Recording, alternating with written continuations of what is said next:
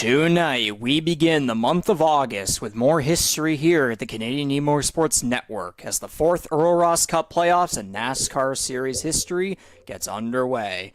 Good evening, folks, and welcome aboard another live production for Season 4 of the Canadian Motorsports Network NASCAR Series on iRacing. It is the Richmond 150 at Richmond Raceway, around 14 of 20 in the entire season, and the first of two races here in this first round of the playoffs, the round of 16. It all begins here tonight, and we go to our faces, and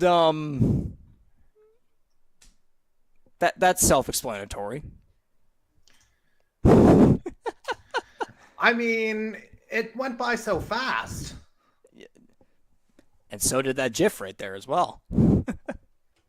Yeah, we couldn't leave old Jim Mora out of this production here. Playoffs? Didn't we? Playoffs? Yes. Playoffs, yeah. So crazy. But anyways, yes, back on a professional note, welcome here to the commentary booth, of course, broadcast booth here at the Canadian Motorsports Network and the NASCAR Series. I'm Regan McCauley, your main play-by-play guy and broadcaster, of course, from Charlottetown, Prince Edward Island. On the other side, he's been here since the very beginning. It's Jordy Caraher on the other side of the country in Alberta. So, Jordy, biggest recent headline, the regular season is now officially completed, and what a crazy ending, if that's a way to put it, that we had back at Daytona last Tuesday night, with defending champion Ty Higginbotham squeezing his way through the last lap carnage on an overtime restart to claim his first win of the season, first since the Season 3 championship finale, a race that could have very well have given us a winner under the playoff cut line prior to the green flag. Unfortunately, didn't give us that, and so unfortunately, as we take a look here eventually into some other graphics, 6 drivers will not be eligible for an Earl Ross Cup, but hey, we still got a new winner, and Ty Higginbotham was able to help Jason Butler be able to breathe a sigh of relief after whatever that last lap was. It's been a week since that happened. I still don't think I have the words for it. I think I kind of gave my opinion right as I was going off the air last week. I don't know if it's changed all that much. And I don't know how much things are going to change over the next 7 weeks. Things are just going to get tighter and tighter here. And, there's actually an end goal for these 16 drivers now. This is where it kind of gets a little more real now. Indeed it does. So if we take a look here at the schedule where we're at, of course, regular season is complete. We're right there on that right side where you can see those little yellow bars explaining, each round and such. It's race 14 of 20 in the entire season, race 1 of 7 in the playoffs, and of course for the round of 16, race 1 of 2. That's the difference between this and real life. Originally, in real life, it's 3 races per round up until the final round, of course, but we have 2 races instead, so time is ticking and consistency will be key. Every little stage matters, of course, but if we go back now once again to the Firecracker 200, last week's results, we already discussed Ty Higginbotham mostly. Dylan Baum earned his 8th podium qualifying result and his 3rd top 5 finish of the season with the runner-up finish. We do technically remember seeing Magrum coming home second to our eyes, but apparently something in the system happen, if that's a way to put it. But anyways, just going off of this still, Scott Bailey kept up his consistency with a 4th straight podium finish and an 11th straight top 10 finish. I've even noticed too, he hasn't qualified outside the top 10 in any single race yet, which is a lot of momentum heading into the playoffs, especially at this point in time, too. That's going to be very integral. Andy Hurdle started 4th and finished 4th, claiming his 2nd Daytona top 5 and 4th top 5 finish of the season. Leading the most laps at 17 of 81 and finishing 5th was rookie Justin Belmonte. Darcy Ford, Matthew Patak, and Jonathan Peden brought home top 10 finishes, and then the bottom of the top 10 is, of course, filled with some heartbreak as Jose Mercado and Mark Cox do finish well, but both needed a win in order to make the playoffs, and that didn't happen, of course. And some other notable playoff misses in these results include Mike Marini in 16th, Daniel Cudmore in 17th, Tom Janikowski in 19th, and Michael Wolford in 20th. Cudmore was en route to a potential top 5 or even a podium, but, caught up in a crash out of his doing, which is, just good old Daytona right there, of course. And Which one is it that I'm looking for? Yes, it would be this one. This is, of course, right here, the final driver standings. We're not going to look too much into it, considering all the points have now officially reset for the 16 drivers that did make it in. But these are your final point standings based on the regular season. So obviously, congratulations to the number 17 of Corbin McCauley, claiming the regular season championship with 6 wins in 13 starts right there. And then you got Scott Bailey there in second overall points, and then you got 4 other guys that locked their way in on a win, of course, and then all the way at the very bottom there is Hunter Young. And looking at those guys that unfortunately missed the playoffs, I think you probably have a little bit more knowledge in that area, Jordy, with guys like, Marini, Mercado, and one guy in particular there that no longer is with us anymore, the number 98 of Mark Cox. So, yeah, just to clarify the wording, yeah, Mark unfortunately has decided to quit the series or leave the NASCAR series for the remainder of the season. Very unfortunate in that particular case. He's a guy that's, by all accounts and even a personal account, is my season 2 broadcast partner, a joy to be around, a guy who absolutely loves anything to do with sim racing. And, he definitely had his moments on track this year, a couple of second and third place finishes. So he was very much in the ballpark, but yeah, unfortunately, kind of got caught up in a couple incidents over the course of the year. And then, yeah, ultimately after last week decided that he wanted to go in a different direction. And yeah, we always have love for MC, of course. And if he ever wants to return to the series at any point in the near future, that door is always open for him, no doubt. For sure, for sure. And we do hope that he'll still be tuning into our broadcasts whenever he can possible, because we would still love to have his support no matter what. So appreciate your time here, Mark. And whenever you come back, you're very welcome to, obviously. But now we take a look here. Moving on, the playoff standings. This right here is your playoff grid for the Season 4 Earl Ross Cup playoffs here, beginning in the round of 16, of course. And we'd also like to also shout out Scott Bailey for being awarded the July Driver of the Month with podium finishes at North Wilkesboro, Texas, and Daytona. And I guess we could technically shout out Justin Belmonte for being the top rookie in the regular season. But going over this grid here very quickly, Corbin McCauley continues as the points leader. No surprise whatsoever. He should easily be the consensus championship pick, and we'll look to make that come true after years of heartbreak. And that gap that he has over everyone, 50 points, goodness gracious. And then Jared Ireland's 2 wins at Kansas and Texas, plus multiple stage wins, including one back at Daytona, earned him at plus 23 and second place. Underneath him is, of course, Belmonte there with 2 race wins. He's at plus 17. Scott Bailey, Atlanta winner Matthew Paytack, and second Daytona winner Ty Higginbotham are all within the plus 10 and plus 16 range. Reigning Rookie of the Year C.D. Mangrum and Talladega winner Hunter Young are tied at plus 5. Rookie Kyle Nolan, 2021 champion Darcy Ford are tied at plus 3. Dylan Baum is plus 2. And back-to-back championship runner-up Jonathan Peden is only 1 point above the cut line. And then below the cut line, hoping for some good points here in this first round, hoping to take advantage of some moments with some drivers just barely above them. Andy Hurdle, 2020 champion Ryan Gibson, Michael Wolford, and of course longtime veteran Jason Butler. So Jordy, if you look at this playoff field here, what are your overall thoughts, and do you have any expectations based on, what's happened historically, or is it, kind of a conflict in your mind because, we're now on iRacing, and this is the first time we have an iRacing playoffs where literally anything could happen versus what we saw in NASCAR Heat 5? I mean, the platform changed. I don't think the mentality does. So yes. In this particular case, you look at a guy like Jason Butler, for instance, we kind of went ad nauseum on him there last week. The fact that he'd finished 17th in seasons 1 and 2 finally gets into the playoff picture this year.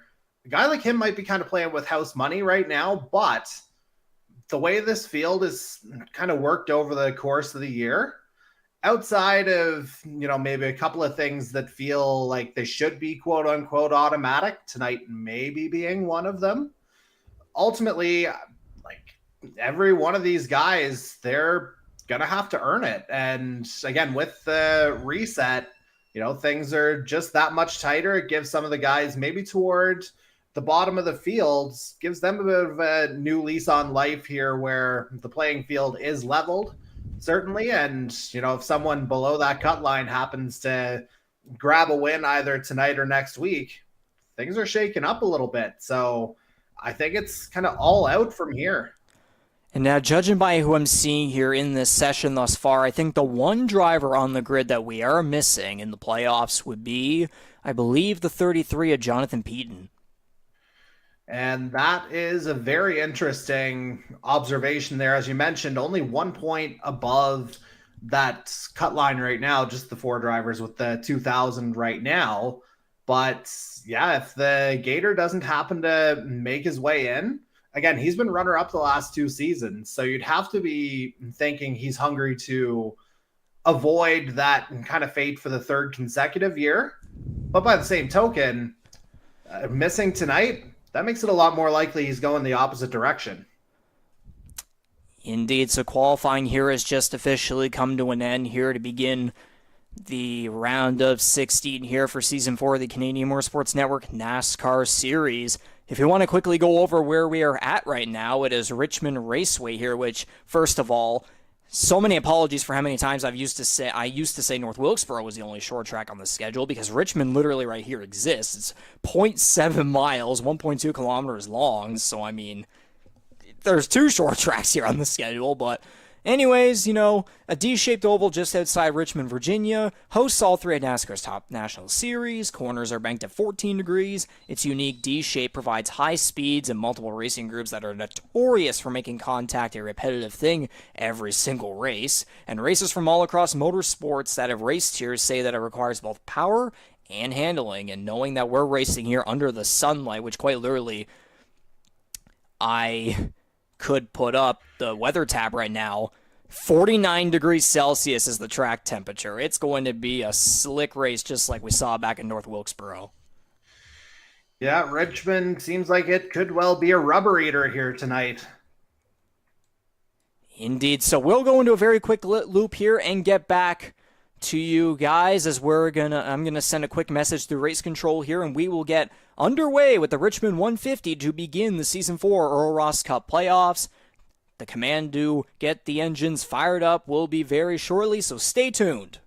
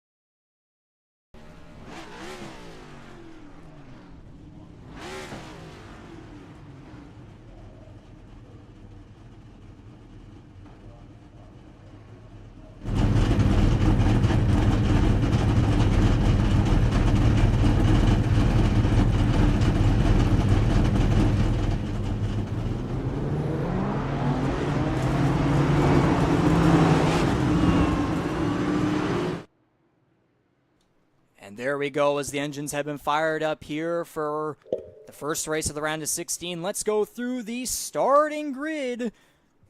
No surprise on the front row whatsoever. It's the number 17 Chevrolet of Corbin McCauley, and you got the number 6 Ford of Justin Belmonte. And then in row 2, you have the number 13 Chevrolet of rookie Jared Ireland in third place. And rounding out there, the top 4 will be the number 21 Chevrolet of Atlanta winner Matthew Paytak. All right, let's look at row 3 now, where CD Mangrum will round out the top 5 in his number 1 Chevy, and he'll have season 1 Earl Ross Cup champion Ryan Gibson for company in his number 23 Chevy. He'll start 6th. Last week's winner, Ty Higginbotham, draws 7th position here tonight, so that's the inside of row 4. He'll have Michael Wolford on his outside. He'll start 8th in the number 36 Chevy. Rounding at the top 10, we got 2 rookies in the number 3 Toyota of Dylan Baum and another fellow Toyota in the number 15 of Kyle Knoll. And then in 11th place here, just outside the top 10, the Talladega winner, Hunter Young, the number 77 Ford. 2 is outside. He's got the number 10 Chevrolet of Jason Butler. On to row 7 now, where we have Jose Mercado starting 13th. First time he's missed out on the NASCAR Series playoffs here in the Canadian E-Motorsports Network, so definitely a different vibe for him. On his outside, he's got a playoff driver in Andy Hurdle starting 14th. Then we look to row 8. Dan Cudmore starts 15th, Series founder in his number 2 Ford. He'll have another Ford driving a Chevy, Darcy Ford in the number 64 in 16th. And then rounding it all out at the back of the field here in 17th will be the number 12 Toyota, Mike Marini, who fell just short of a playoff spot, but he is still going to do his best, get some good points, and maybe come on out with a win in these playoffs and maybe spoil the playoff field in some capacity. So, well, speaking of that playoff field, you were talking about John Peden missing earlier. There's another name you didn't say there. No Scott Bailey.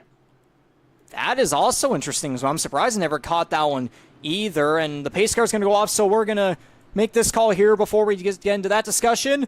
The green flag is out. We're underway with the Season 4 Earl Ross Cup playoffs at Richmond Raceway. The Richmond 150 is underway.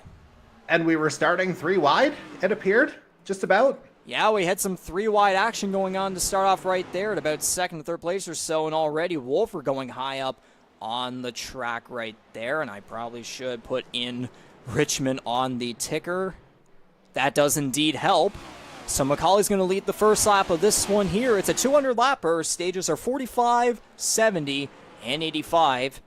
And that altogether, of course, is 200 laps. And yeah, you were talking about there, and I'm surprised I even missed it myself. Yes, so along with Jonathan Peden, Scott Bailey is also not here tonight, which does make me wonder if he's just thinking about, he does still have that decent gap. Or actually, if I take a very, very quick look right here, yeah, plus 16. Yeah, it's plus 16 in 4th place. I'm wondering if he might just wait until Kansas, because then again, he's pretty good on the intermediates, and he's had a pretty consistent season thus far, so maybe he's taking a little bit of a risk right there. But yeah, even that's risky because, risky, yeah, taking a risk. Yeah, obviously John Peden will wind up being in that 16 spot with just that +1 going into tonight, but with the way the points are allocated, even just on the finishing positions alone, I think last place tonight gets somewhere in the neighborhood of 20 points. So that's going to put Bailey down into 15th. So he's going to be guaranteed below the cut line just by missing out tonight. He's going to have some work to do. And I'm very happy to have you here because you are definitely a lot better at the math than I am, and I'll have a lot more talking than you do, so that helps you focus on that right there. There's a loose moment right there for the number 6 of Justin Belmonte off of turn 4. He saves the car. And again, that's just another example right here of a slick racetrack. Again, slick short track. We remember how North Wilkesboro went. Indeed so. But I mean, it seems like, it's a little bit smoother here so far. Certainly, kind of results or development we're accustomed to seeing with the guy at the head of the board. Of course, Corbin McCauley, we've raced at Richmond twice. He's won it both times. Not a surprise at all to see him at the top of the board here so early on. We'll have to see if he can hang on for the half Oh, stretch. trouble! Hunter Young's around on the back straightaway. Caution's out on lap 7. And that's the number 77. Maryville Speedway Ford, the Talladega winner, going around on the back straightaway. And we have an early caution here, and you were saying things are going smoothly. Yeah, I swear to God there's a voodoo doll somewhere watching, or some kind of priestess or something that is causing this jinx. It is not our collective fault. That is certainly a way to put it. So we'll take a look here at what happened here to the 77. He's side by side here with Hunter Young down the front straight, or trial, however we want to put it. Mercado goes way up high into the wall. Oh, and then Darcy Ford gets in the back of him on the left rear quarter panel, and Young goes around. He barely nicks the inside wall. Not an ideal start for the guy who won his way into the playoffs back at Talladega.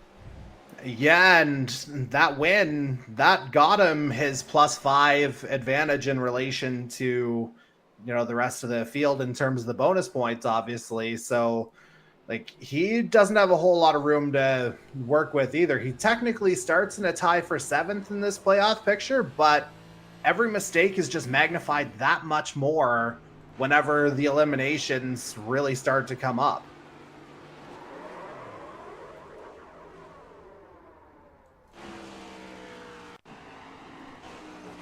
And we also saw here Mercado along the high side. It wasn't just between Ford and Young that we witnessed right there, but Mercado really going up to the high side there, gets in the wall. Almost trying to do something like Kyle Larson style there, however you want to put it. But anyways, that is the first caution of the race right there.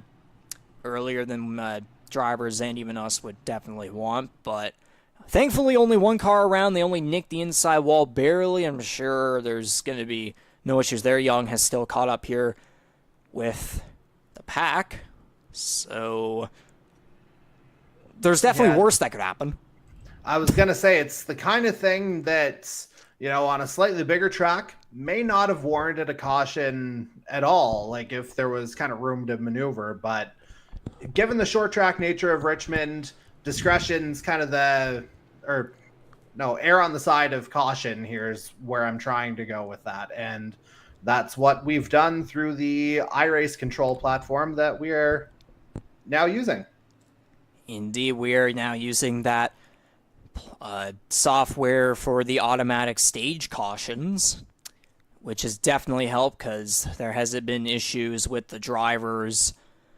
Because again, the drivers want the stage caution to come out once the final driver that earns stage points crosses the line, but they have absolutely no idea when they can. And if there are guys that do have, admin controls in the race and they're not around that area, then that causes a problem. So having this software that I can use definitely helps out, but we'll get to that eventually. The green flag is back out here at Richmond. The 150 is back to green. And the 17 has jumped out again. Kel Shock. Exactly. But no, back here in second place. Ooh, Belmonte a little bit loose there along that right rear quarter panel right there. He and Jared Ireland, the two top rookies in the field, side by side for second place. Ireland's also going to have a loose moment. He's going to go in the grass. And I am trying to get my camera there. Yeah, he was able to save the car, but he's going to fall all the way back to last. So another driver dealing with issues early on.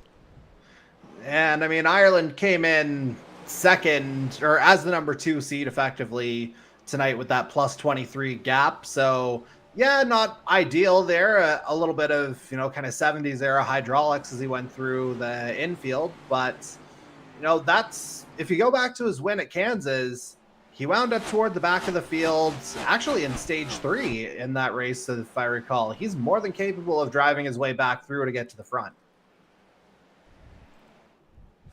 For sure. So everyone is relatively single file here now on lap 15 and 200. Again, friendly reminder, stages are 45, 70, and 85. So we still have another, when we get around this time by right here, we'll have 30 laps to go in the first stage. And especially, too, thinking of short tracks as well, that definitely that definitely puts in a good game when it comes to the green flag pit windows. Yeah, and I mean, the fact that we've already had a few caution laps here will alter a couple of the calculations as well, I would imagine. Oh, yeah, for sure, for sure. Again, having already that one caution so far, we didn't with Ireland, but we're seeing here already, Ireland's already caught up here to the back of the field. He's passing the number 2 of Daniel Cudmore, and he's actually right in between two cars that both missed. Or actually, no, you got every driver here that is in the playoffs is between 1st and 12th, and then everyone else from 13th back, besides Ireland, obviously. Like, Ireland's right in the middle of Mercado, Wolford, Marini, and Cudmore, so he's going to have to get around 2 more of these guys right here to get himself back around more comfortable and recognizable territory. Yeah, I mean, obviously it's very early to make a judgment of, cream rising to the top. But again, the fact that, 12 of our playoff drivers are sort of occupying that kind of top 2/3 of the field, if you will, I mean, kind of speaks for itself there a little bit. Indeed, so Wolford let the number 13 pass him by with a little bit of ease right there, but he still has some catching up to do to Mercado. We see here Hunter Young trying to get to the inside of Jason Butler here for the 11th spot. Butler kind of sliding up there towards the middle of the high groove. Young staying on the inside. Really going to dive it down low here into turns 1 and 2. And Butler again going way up the track. And that's going to cause Hunter Young to clear him for the 11th spot. And looking through the rest of the field here, there's no one in the middle. I don't think anyone else is really going double file at all. Right now, between the two leaders, it's about 0.7 of a second between McCauley and Belmonte on lap 21 of 200. And Young has gotten kind of a distance there now over Butler. There's Jose Mercado. Ireland is catching up very fast, though, if we take a look quickly at his roll bar. Yeah, he is catching up real fast, even also to Butler and Hunter Young. You can see them right there, but everyone else from about 10th onwards, they'll be just exiting off of turn 2 here. Butler seems to be really struggling. Yeah, and that might just be maybe an early setup consideration there for the 10, as you say, kind of languishing down in 12th. A little bit of, there are definitely cars forming behind him, I guess would be the best way to put it, and sort of dropping off the back of Hunter Young there, at least as much as you can on a track where your laps are only 23, 24 seconds. And so Ireland got past, Mercado let Ireland pass right there, and now Ireland's going to get to the bottom here of Jason Butler into turn 1. On lap 24, and he's going to get by him pretty easily. Here's Butler continues to go towards the middle and high grooves in the corners. Ireland, again, we saw Ireland going through the grass there a couple laps back, and now he's all the way back up to 12th here, so he's definitely making some strides. But again, at the same time, like you said, we're only on lap, I think apparently it's still 25 out of 200. Again, we're still pretty early on, and we're only just past halfway through this first stage. Yeah, I mean, still lots of time for things to happen. Nothing's set in stone at all. At this particular point, everything does have to be earned on the track, obviously. And yeah, fortunately for Jared Ireland, if it was going to happen, it happened early, giving himself plenty of time to kind of work his way through the field, maybe pick off a few more drivers, get himself a couple of stage points here to minimize the damage, because he's kind of knocking on the door of that as he's right around, that's the battle for 10th and 11th, I believe. That would be for 9th. That's between the number 64 Wing Snob Chevrolet of Darcy Ford and the number 7 Doritos Chevrolet Vandy Hurdle. Again, Darcy Ford. We remember McCauley is the only winner in NASCAR Series history here to have won at Richmond back in 2020 and 2021. The network didn't host a race at Richmond last year, and there was McCauley winning both of those races. Ford finished a runner-up to him both times as well. Yeah, sorry, I was paying attention to that, but I was also having the thought I was actually getting a little hungry with Andy Hurdle driving the Doritos number 7. I think it is actually the Doralton Ventures number Oh, that 7, the would be Williams. okay. That's Doralton Ventures. I read that completely wrong. I mean, I've made worse mistakes with Hurdle. I mean, I quite literally thought he had already done like iRacing, road course racing or something, but no, that this is one of his little first time things. So I've done worse. Yeah, it's Nacho first time. Won't be the last. Oh, come on. Yeah! And he's, well, I guess maybe something tastier on the back there is Duracell. Yeah, I kind of already made the Energizer joke earlier this year, so we'll just leave him and get back to the kind of heart of the action here. Jason Butler still struggling in his number 10 Rampage Coffee Co. Wing Snob and Kyle's Fried Chicken Chevrolet, also with Piping Kettle Soup Co. on the car as well. He's fallen all the way back to 16th.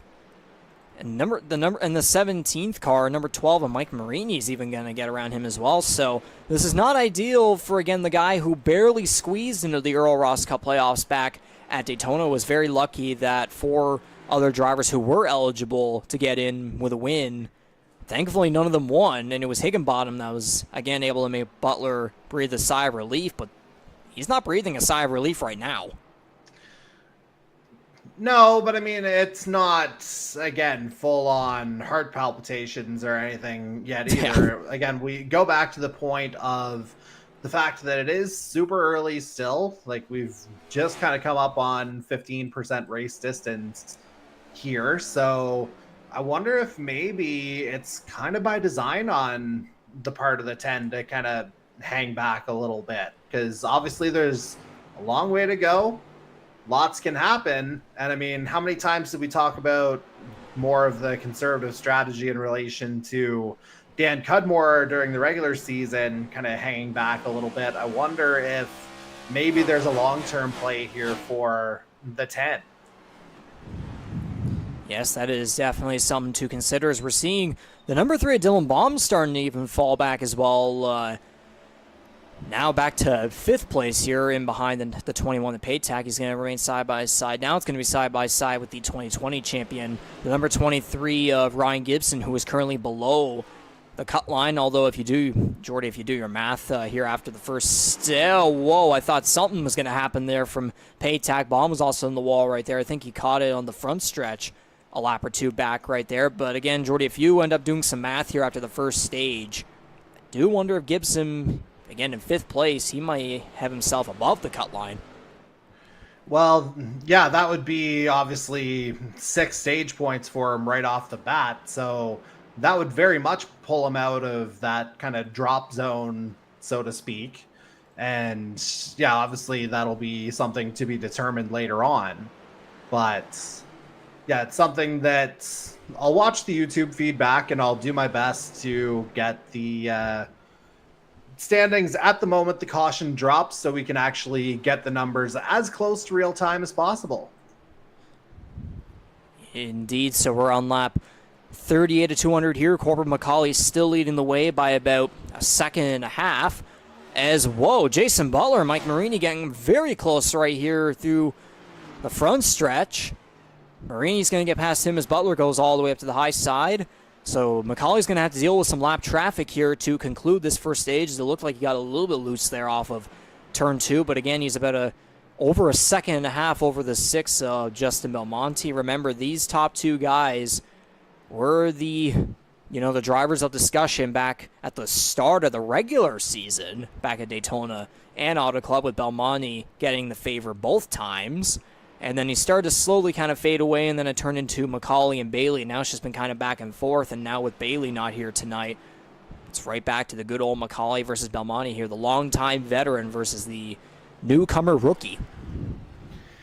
Yeah, obviously that early momentum translated into some plumb positioning here for Justin Belmonte here in his rookie season, starting as the number 3 seed here in the season 4 playoffs, and he'll build upon that gap a little bit again with Scott Bailey not being in the picture tonight. So obviously no points headed the 88's way. Then the next gap was to Matthew Paytak, who was plus 13. So that's a 4-point difference between the 6 and the 21 going in. And right now, Belmonte would stand to add another 2 points to that if the stage was to conclude as it is right now. So we're coming to lap 43 here. We're going to have 3 laps to go in the first stage of the Richmond 150. First race, of course, of the round of 16 in the Earl Ross Cup playoffs for season 4. And Macaulay, you know, just leading the way, practically steamrolling the field. He hasn't lapped the whole field yet, but again, we have stages, so that's definitely going to prevent him maybe up. Oh, again, the second, third stage are going to have a little longer legs, so we'll just have to wait and see. As seeing a battle here, it's all about the 7s. The 77, Hunter Young, and the 7 of Andy Hurdle. Young's going to pull away in front, though, now to take that 11th spot, but that's not going to be enough for that extra stage point, which looks like it's going to go to the number 3 of Dylan Baum, who has fallen all the way back to 10th. He was like 3rd at one point. Yeah, he started in the first 2 rows. So again, I wonder if maybe there's something going on setup-wise there with the 3 that could be a little bit more of a long-term play. But again, the other variable, I don't think we saw a green flag pit stop in stage 1. We did not. And again, this first stage doesn't have near the length compared to the second and third stage. But coming off the final corner, Corbin Macaulay is going to take the green checkered flag to claim the first stage victory in the Richmond 150. And, Dylan Baum getting hard into the outside wall in turns 3 and 4. He's going to actually lose that final stage point to Hunter Young as the caution comes out. So Young just stole a point from Baum. Or was it kind of an unforced error there at the very end, just waiting for the YouTube feed to catch up to get to the moment of the caution being thrown, just to make sure everything's on the up and up? I guess I just say steal just for the dramatic effect. I mean, it's a fair point. Yeah. But judging by this order here at the caution, your top 10 here for this first stage will be Macaulay, Belmonte, C.D. Magram, Matthew Paytek, Ryan Gibson, Ty Higginbotham, Kyle Knoll, Jared Ireland. What a surge there after being in the grass. He goes up to 8th. Darcy Ford 9th. And Hunter Young is going to round out the top 10. So that is your top 10 here for the first stage. As now we're going to get some pit stops here under this stage caution. Yep, and while that's ongoing, I will go ahead and do some maths and I will report back. You go ahead and do that, as this is a very awkward pit lane angle, if I were to put it a certain way. Indeed so. Let's see. All right, Macaulay and Belmonte with very successful stops. They're going to come off first. C.D. Magram 3rd, Gibson 4th, Paytak 5th, Ireland 6th, Higginbotham 7th, Knoll 8th, Darcy Ford 9th. And I think that's going to be Andy Hurdle and Hunter Young wrapping up the top 10. Although it, for whatever reason, says Daniel Cudmore's the leader. Well, we'll just have to see. He was kind of, based on the time the caution was thrown, he would have been the next car to be lapped. So, yeah, he'll just get right back to the back of the field anyways, so no big deal right there. So, Cudmore's on pit road, Marini's on pit road as well, Jason Butler too, all cars that were a lap down. Well, Cudmore, again, you said wasn't because he would have been the next car to be put in there.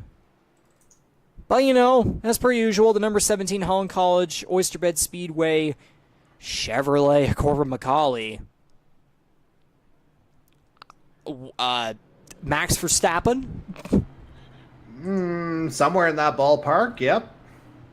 Well, to be fair, though, he only won out of 13 starts, he only got 6 of them. Because yeah, fair. We do have some other different winners of course. Yeah, and now that we've had sort of this window here to kind of go through pit stops and get some of the math done, I do have a slight update in what kind of the real-time standings look like. So toward the top, obviously, Corbin McCauley with the 10 points plus the bonus point for the stage victory. That just pushes his gap out even further. Jared Ireland and Justin Belmonte now tied overall. They'd be plus 25 over the cut line, 2026 total points. Matthew Paytak with a nice run to finish fourth in this stage. That puts him up to fourth. He jumps Scott Bailey there. Ty Higginbotham sixth, CD Mangrum seventh. But again, the movement really happens toward kind of the second half. So Ryan Gibson with the 6 points did in fact pull himself out of that bottom four drop zone. He's now in 10th with a 5-point gap to the 13th place driver, who would be Jonathan Peden right now. Dylan Baum, now your bubble boy, 1 point in the difference between 12 and 13. Appreciate the real-time update there. We're going to get a couple more here as this race goes on, but the green flag is back out here in the Richmond 150. Stage 2 is underway. And it started pretty much how stage 1 and the restart went. So some double file action going towards the back. McCauley completely pulling away from the field. Belmonte and Mangrum there getting away from the 4th place and 5th and 6th such cars. But side by side, it's Paytak and Ireland going at it here for the 4th spot. And then you got Kyle Nolan and Ty Higginbotham here joining in the battle. Some double file racing 2 back. Oh, whoa, and Gibson, there's some kind of a moment just happened right there between a couple cars. I think Gibson may have just given Young a bit of a tap right there. I couldn't see for sure. But some cars getting a little bit all over the place towards the back. Thankfully, every car managing to keep it straight. That's what matters the most. Oh, no, trouble! Jared Ireland in the inside wall. So that's a double dose of trouble here for Ireland so far. He made up a bit of that in stage 1, clawing his way back up to 8th. But again, that's 2 incidents here now for the 13. 13 traditionally not so much a lucky number anyway. Jared Ireland unfortunately proving the evidence right here tonight. So yeah, the rear end just completely loses itself, and the left front right into the inside wall. So definitely not ideal for the number 13. Still a couple battles here going on as Conlon and Darcy Ford are very close. Oh, trouble! Dylan Baum's around.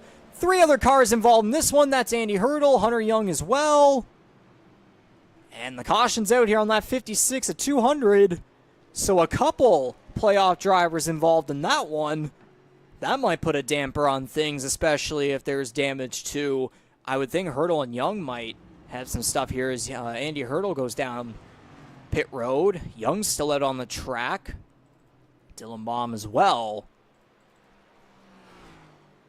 So, again, we saw cars all over the place. It was, in particular, number 23 I was seeing in the midst of it. And then we had Jared Ireland going around. Then we had another rookie getting himself around. And then a couple experienced guys getting involved in that one. So we're going to have to take a look back here and see what happened. I'm actually going to take a look at what may have happened here all over the place with some of these guys back here. See a Young on the wall right there. I think it might be... I'm trying to see. If I'm unable to get this one, we'll just go right to the wreck that just happened. We already saw what happened with Jared Ireland, of course. Okay, so yeah, there's Baum. Maybe a tap there. It wasn't quite... I don't think we quite got to the incident itself, but I wonder if maybe that was sort of a trigger. So some slow moments right there, but I think what we do need to get to here is what happened with Dylan Baum, of course, and a couple other cars as well. It looked like there may have been a rear tap in one of those kind of, as you were skipping back to kind of figure out what was happening. I think there's a tap. And then they get up in the outside wall. Yeah, Young was collected up in that one as well. So definitely a bump from behind by Hurdle, and then nowhere to go for the sevens. Oh my goodness, Jared Ireland. Yeah, I just finished saying 13 was an unlucky number. 7's supposed to be super lucky, and then we just saw the 7 and 77 involved in that particular wreck. So, in essence, just throw anything I've said so far out the window. Yikes. Ooh. Might be able to get a good angle here, maybe from Dylan Baum's goal bar. Oh my gosh. Man, oh man. Trying to see if I can maybe get an angle somewhere here. As if a short track wasn't limited enough space-wise. I think Marini also might have had a close call there coming through here. Yeah, just a little bit. But Ireland with an incredible save getting through that one. Very close call. Yeah, and I want to see. That rubber's cooking as it is, but you have to think, like, taking that kind of avoiding action, that I would say Ireland sires may have taken even a slight additional hit as a result of the avoiding action. So Andy Hurdle just coming off a pit road. He's one lap down. He's going to get off the pit lane before the field comes back around. Hunter Young, both cars, yeah, Hurdle and Young both one lap down. Jared Ireland still in his pit stall. He's barely going to beat the field off of the pit road. He'll have to come back around, though, very quickly, as this field is going to be going right back to green here on lap 62 of 200.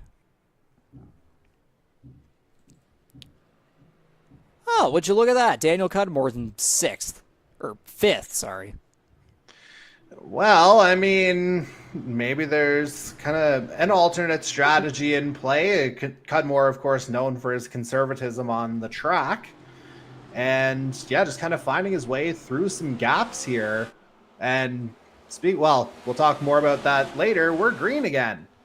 Indeed, we are back to green. There's Ireland trying to catch I believe it's Ireland still trying to catch all the way back up with the field here. We are 3 wide coming off of turn 2. That was Baum, Higginbotham, and Marini, I believe, in that one. And I think definitely getting tighter and tighter. I think Cudmore might have had a moment because he's fallen back here to 7th, and he's starting to fall back just a little bit more. There's Darcy Ford in 9th. Baum and Marini still there side by side. Oh, no more. Oh, a couple cars getting in the wall. I think that was Young and Butler in there. Ireland still trying to catch up. Young right here, still a lap down. So is Hurdle as well. Oh, trouble. Jose Mercado looks like he went around. His car's still straight. Looks like no one else got involved. Still green. Yeah, still green. We're going to have to see what happened right there. Oh, Ford. Okay. Yeah, he's kind of a distance behind. We'll have to see. Okay. Yeah, definitely. Oh, jeez. Yeah, Ford. It looked like Ford had the speed there. Mercado did not. Might get a better view here from Ford's inside the car here. Well, yeah, Cudmore had a bit of a moment there as well, so. Ugh.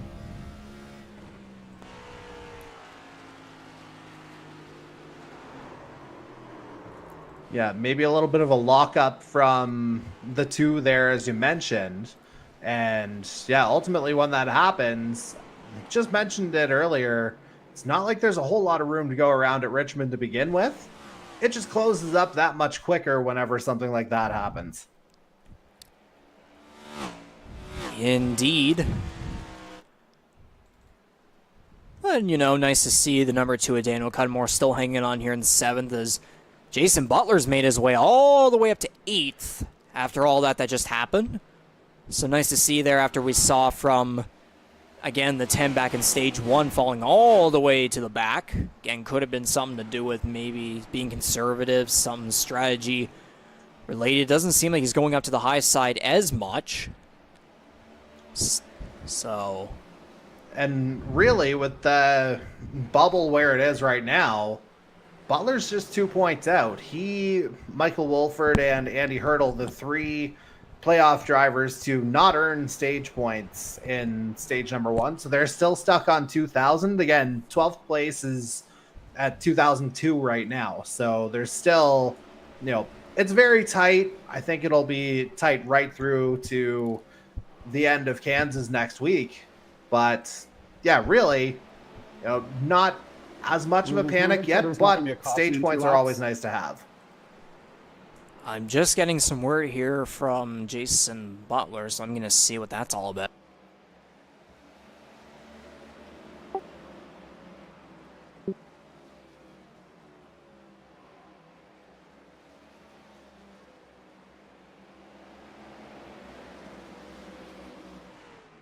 Oh, we got a caution, though.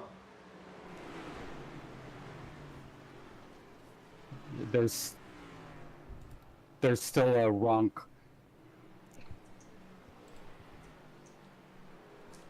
We just got a stage break for no reason.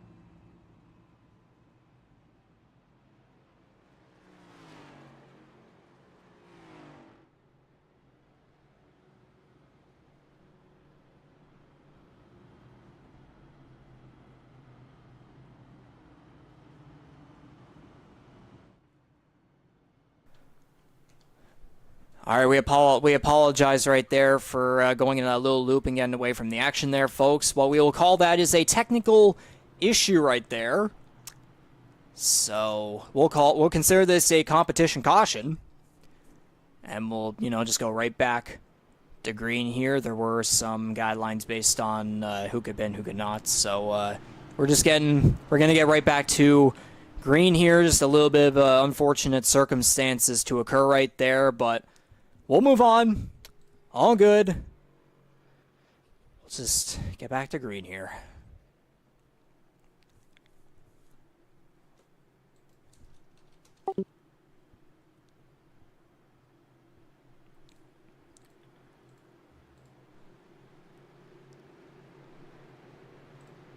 So the pace car will roll off, and we'll be back underway here after that little bit of a quote-unquote competition caution. The Richmond 150 is back underway here in the second stage.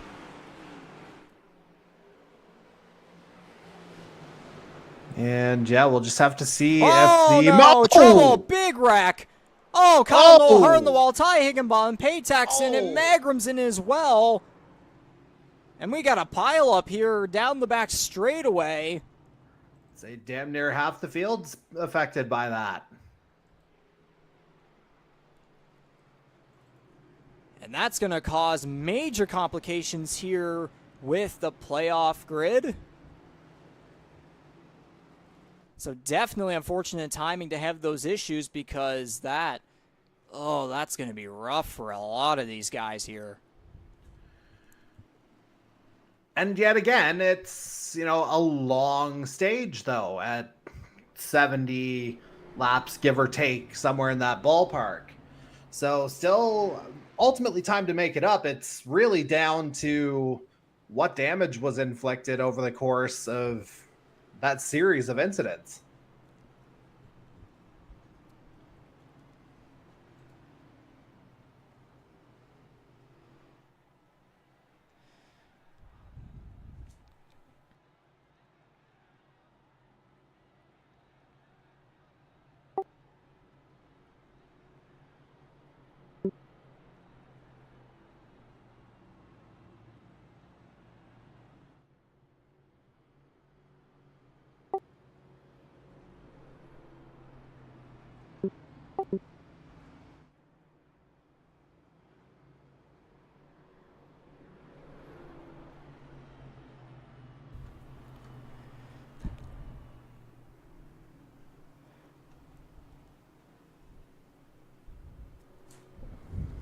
So under caution here on lap 80 of 200, as we just had something that the many playoff drivers didn't hope would not happen, but indeed it did. So we're gonna have to go back and check what just happened here, with probably about half the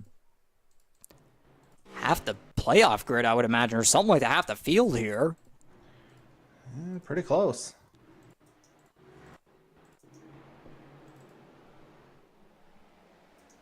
I'll go back one more time right here. Get a good eye from a higher angle right here. See how Gibson just comes down a little bit into the core panel there. Megerman hard into the wall goes Noel Higginbotham as well. Paytack gets collected in that one as well.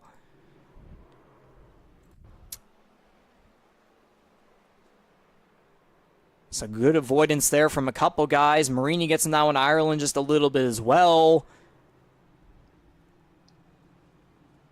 Yeah, that is a very unfortunate circumstance. It has to be said. Good avoiding action from Hurdle. It has to be said toward the very back of the field as that went down. I just went back to the YouTube feed to try and get a sense of what was going on while you were kind of looking more on board.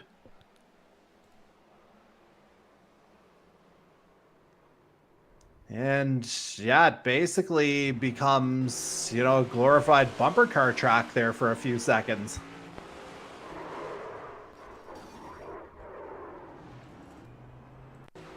Noel taking the hardest hit of them all right here. Ugh. But some great avoiding action here from Cudmore and Butler. Yeah, and for Butler, again, I just finished talking about him being one of the guys still on the 2,000 point base here so far. The fact that he's been able to keep the nose clean. Okay, no, he did go around. But that's definitely better than what a bunch of other guys here just got caught up in. And we are back to green here on lap 83 at 200 with Corbin McCauley leading the way. Side by side are the two rookies in Belmonte and Dylan Baum here into turns 3 and 4.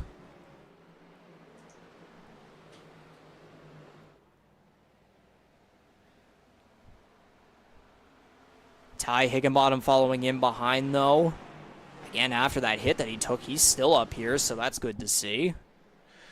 Yeah, it must have been something where, the damage wasn't as bad as maybe we would have thought. Certainly, he got the tail end of that incident, not hit as hard as Kyle Knoll, who's still hanging around in the top 10, it has to be said, after taking arguably the hardest hit of all.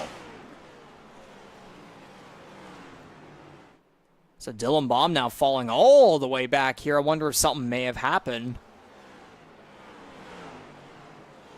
Oh yeah, it just went up very high right there.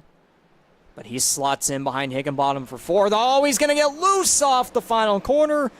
He'll keep the car straight, but that's going to make him fall back to 5th. And if we want to talk about something notable at the playoffs here and after that wreck, Ryan Gibson's in his pit. Okay, I'm seeing some smoke here. Actually, I'll get to this very quickly. Okay, we seem to be all good as Kyle Knoll and Andy Hurdle are currently fighting for that final spot in the top 10.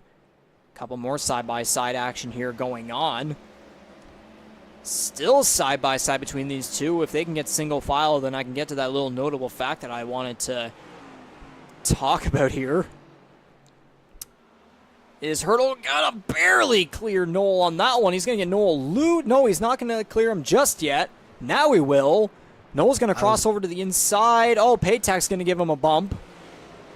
And I don't even know if that move itself was fully clear, it has to be said. As you say, very, very tight quarters as Andy Hurdle was trying to push the other man up, that being Kyle Knoll in that particular case. As we look at, a rather unfortunate development here in pit lane. Yeah, so the number 23, Ryan Gibson, the one car out of that wreck getting the worst circumstances. Well, I mean, Knoll did hit-wise, but Gibson, 12 laps down. So the damage that he sustained in that wreck, that's going to cause major complications for him on the playoff grid here. It could, but again, the fact that he grabbed 6 stage points in stage 1, that softens the blow a little bit, because say he finishes 17th tonight, throw those 6 points in, that's like the equivalent of 10th or 11th on the track. So there's still room for Gibby to work, but again, certainly not the ideal circumstance.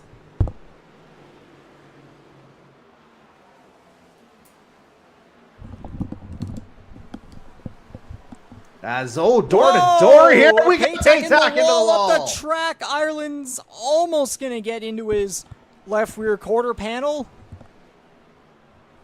And again, Paytak was involved in that wreck earlier. So, not ideal for him as he falls back to 14th. Again, though, he did finish 4th in stage 1, if I recall correctly.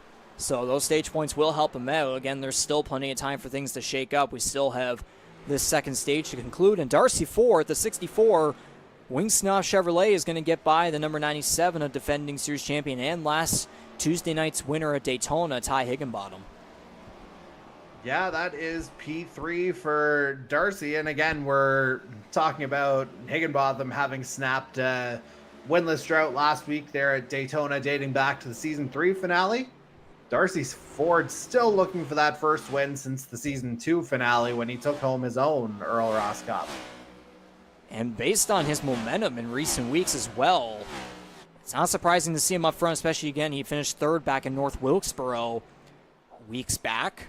And again, here at this second of the 2 short tracks here on the 2023 NASCAR Series schedule, he's running 3rd here in this second stage. And if I go back to some of his results in recent times here, he's finished, between Talladega and Daytona, he's finished 6th, 7th, 3rd, 7th, and 6th, which is a major difference compared to when he started the season 18th, 20th, and 15th. He did have 5th and 6th for 2 weeks in a row. Then he went kind of back to that start of the season there in 18th, 15th, and 19th between Atlanta, Michigan, and then Charlotte. And then Charlotte, he disconnected. And it kind of seems as though that everything turned around after that, and he just started, started getting some momentum boost, getting some confidence boosts, and he's got a top 10 in every one of the last 5 races, and also that podium back in North Wilkesboro, and he'll be looking for another podium and top 5 result here at Richmond. But again, we're very close here to the halfway point of the race. We still have another half of the race to go very shortly. And the other thing to consider with the 64, just to kind of wrap up that particular point, you were talking about some of the starts toward the end of the field to begin the year. Tonight was effectively a reversion to that. We didn't really talk about this in the pre-race. Darcy Ford, one of 3 drivers to start tonight, having incurred an EOL penalty based on the events of the finale of Daytona last week.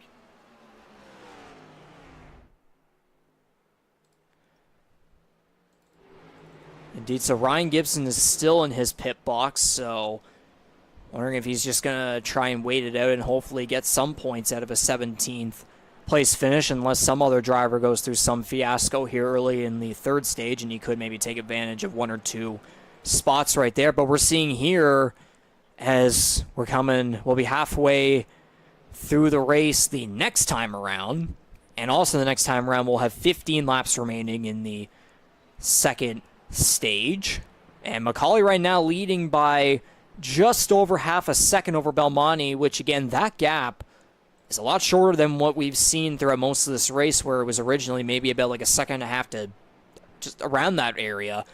But now it's a little bit shorter here, as Belmonte may have potentially found something versus McCauley, although that competition caution that we did have earlier could have definitely changed things up. Well, 2 cautions actually, because of the wreck as well. Yeah, I mean, it's hard to deny that there was definitely, cautions do have a way of altering things. And again, I'm not really sure. I think we did have a little bit of pit road activity, maybe not the full slate, but I recall definitely a few going down. But maybe, as you say, Belmonte has found something in, a slightly longer run here. It has to be said. Again, a 70-lap stage is what we're looking at here. Of course, that does account for the caution laps between stage 1 and 2 as well, it has to be said. So McCauley and Belmonte here separated by about half a second. 4th and 3rd, you got a couple of guys in that earlier pile up. Higginbotham and 4th still running pretty well. There's Magram in 5th. Butler did get involved in a little bit late, but he's up there in 6th looking for his first top 5 finish of the season. Dylan Baum also, I believe, was collected, and he finished he's currently in 7th. Wolford currently running in the top 10. Nice to see again. Unfortunately, he missed the playoffs, but he's an underdog. No, Wolford's in. Oh, no, he is in. Sorry about that. Yes, he is in. So an underdog trying to take advantage of some guys here towards the bottom of the playoff field. I don't know where I got him being out of the playoffs. My memory is fuzzled. Oh, and Hurdle's going to get very close up there with them, as Wolford's going to get in the outside wall. Oh, and Dylan Baum's going to go around on the front stretch. There's a caution. Man, oh man, he's going to get the rear end of the inside wall. Barely. I think what I did with Wolford, I might have mistaken him with Daniel Cudmore perhaps there, but anyways. Enough of that. Dylan Baum spins on the front straightaway. The caution's out.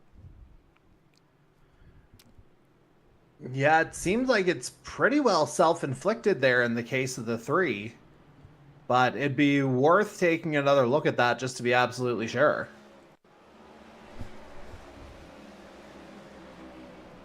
Yeah, just making his way kind of low to middle line, just kind of on the exit. Yeah, loses it. And there he goes. And thank goodness he didn't go up the track on that one. He's able to keep the car about like half track, half apron. And then he doesn't break. But it appears the rear of the car didn't break either. Because, again, just very minimal tap on that infield wall.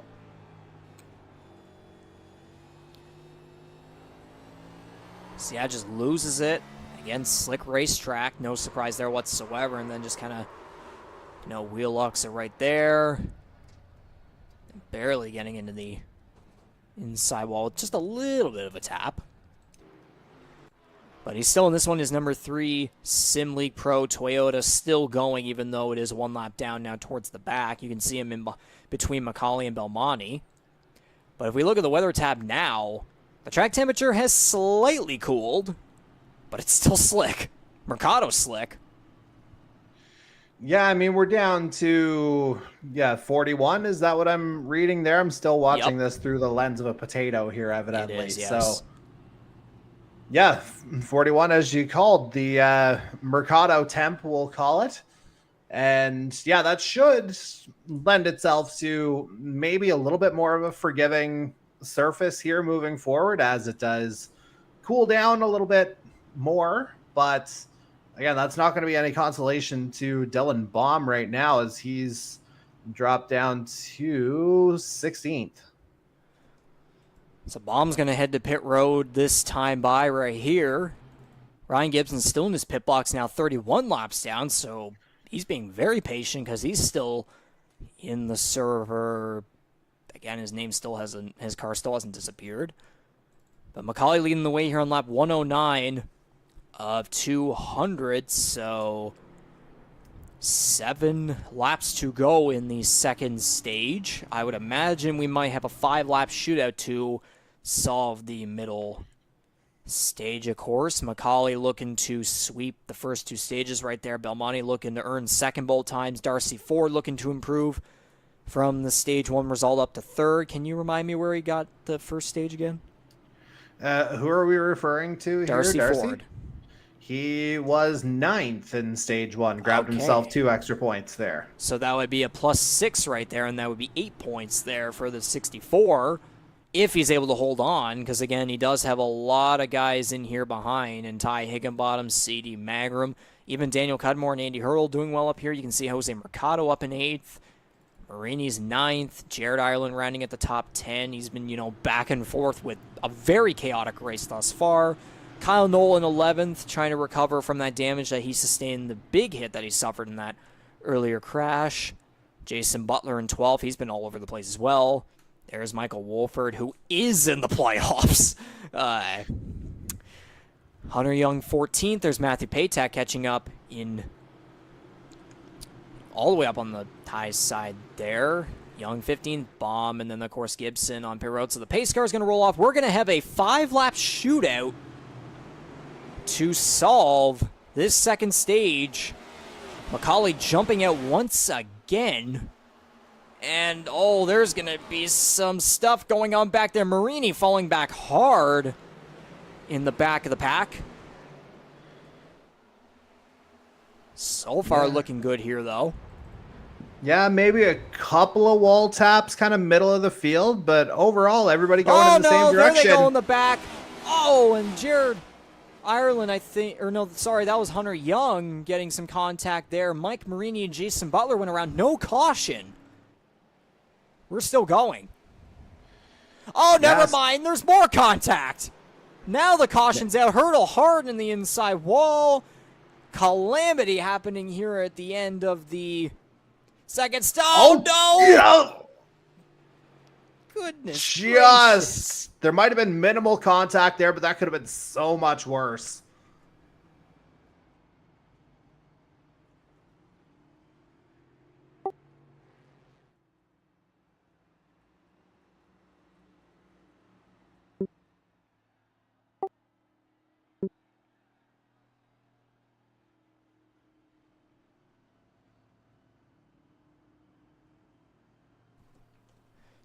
So in that case right there, that will practically do it here for the second stage here. Well, actually, we're going to end up solving it here in just a couple more laps because we still have cars coming down pit road, so we'll have to come back after we look at the incidents and see what happened in 2 separate incidents, one of them being a caution. So get the ticker off and we'll take a look. Butler diving down, tries to save the car. Marini doesn't slow down. He gets into the back of him. Barely clipping the left rear quarter panel of Hunter Young. Both cars keeping it straight there. But it was up here with Andy Hurdle And someone else that did trigger a caution. Oh, Kyle Knoll not clear going down, hits the right side of Daniel Cudmore. Hurdle then hard in the inside wall. And then, yikes. Yeah, obviously a tap there, a slight one, it has to be said. But again, it could have been so much worse for the speed Marini was carrying at that point. Oh, man, it was neck code. You can barely see it. Barely. Yeah, so that's, about as unfortunate as it gets right there. And so here's Marini's angle, and this definitely gave him a heart attack. Oh. Hey! There might not be some happy moods after that one. Yeah, I mean, it's hard to... you don't process things the same in the heat of the moment. Trust me. But, yeah, once there's sort of the analysis after and there's sort of the realization that the netcode effectively was a bit of a trigger there, I think hopefully cooler heads will prevail. But in the heat of the moment, yeah, I probably would not want to be broadcasting the driver feed of what's being said. Yeah, I just got word there from Butler that he takes responsibility for that little incident that happened right there. But technically right there, the second stage just did conclude. I think Jared Ireland was the winner. Yeah, a bit of, again, strange timing there. And again, that would be, well, there would be no better recovery for Jared Ireland if that does ultimately wind up being how it goes down. Because if you recall, he was involved in a second incident earlier in the stage, had to fight back in stage 1. Now he's done the same here in stage 2 and may well have gotten himself another stack of 10 points out of it. So I believe it will be Ireland, Macaulay, Belmonte, Darcy, Ford. I'm looking at the replay right here, by the way. Ty Higginbotham getting 5th. I believe Magram will get 6th. 7th will go to Dylan Baum. 8th to Wolford. And I can't tell exactly who's behind him. It'll be whoever is coming out pit road, I imagine, but this might be a thing that we'll have to check later because there were cars on pit road, there were cars on the track.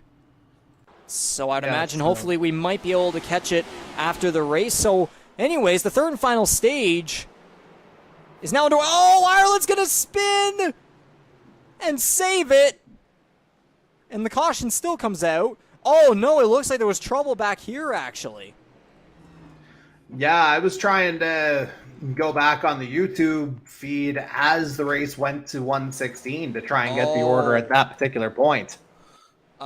Okay, you may have seen it right there, but we'll get the angle right here. Wolford had a moment. Oh, Mercado got into the back of him. Oh, it looked like Wolford slowed up though. Oh, hurdle.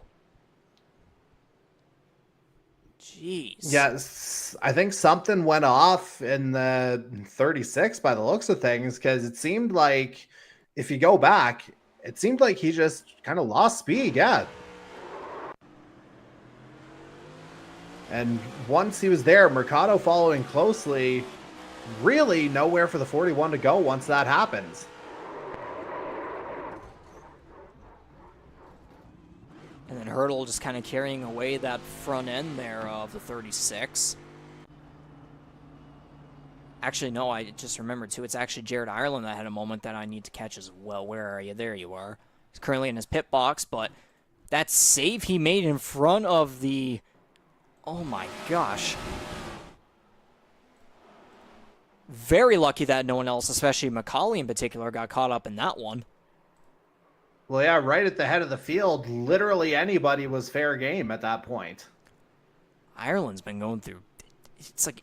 We remember the run that he had that made him the June driver of the month. Then he has Daytona. And yeah, finished, I think it was 18th or something. And now it feels like he's getting all the Daytona chaos all over again, but he's still in this one. He's in... Well, he's actually getting around every lead car right now. He's currently in 8th on the leaderboard.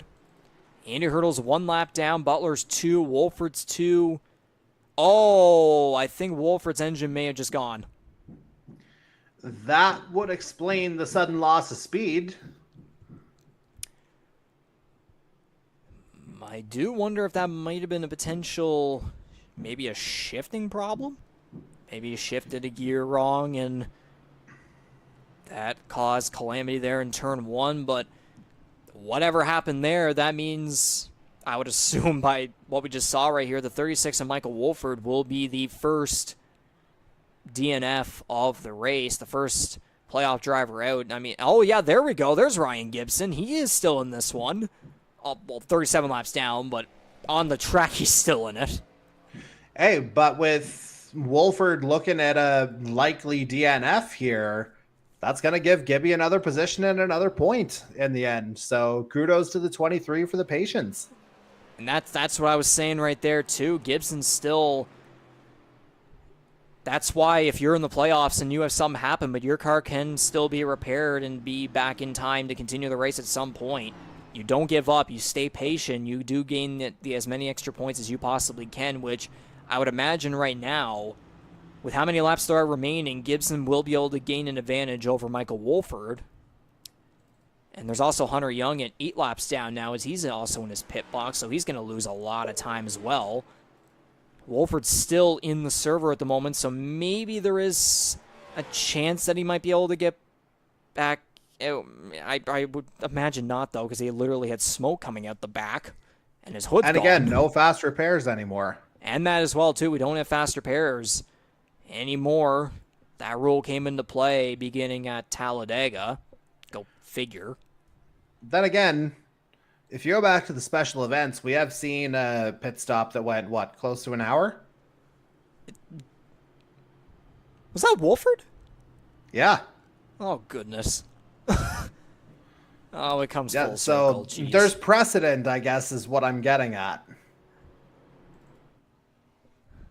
Well, hopefully I don't end up being actually accurate whenever I mistakenly said earlier that Wolford, quote-unquote, unfortunately missed the playoffs, but no, he is indeed here. He got in regardless. He did, but hopefully it isn't accurate in a way, though, because him being out of this race, and if he doesn't finish well at Kansas, then he could very well be on the chopping block, be one of those 4 guys, the first 4 drivers to be out of the Earl Ross Cup playoffs. But again, we're not there yet. There's plenty of time for things to shake up.